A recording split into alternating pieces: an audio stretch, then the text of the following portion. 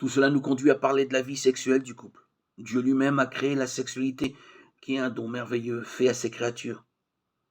Lorsqu'on l'entretient et qu'on évite sa déviance, c'est pour empêcher que ne se produise l'appauvrissement d'une valeur authentique.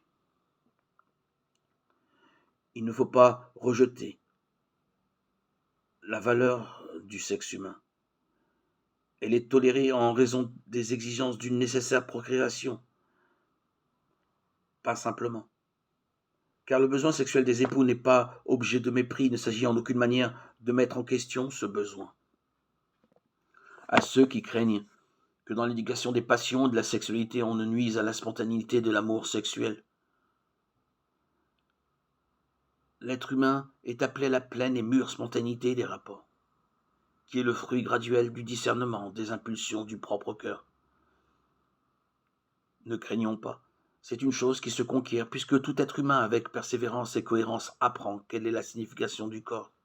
La sexualité n'est pas un moyen de satisfaction ni de divertissement, puisqu'elle est un langage interpersonnel où l'autre est pris au sérieux, avec sa valeur sacrée et inviolable.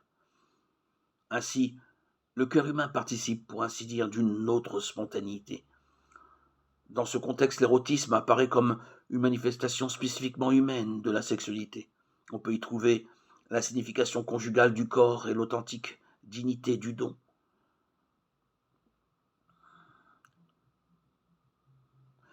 La corporalité sexuée est non seulement une source de fécondité et de procréation, mais elle comprend la capacité d'exprimer l'amour. Cet amour dans lequel précisément l'homme-personne devient don. L'érotisme le plus sain, même s'il est lié à une recherche du plaisir, suppose l'émerveillement, et pour cette raison, il peut humaniser les pulsions.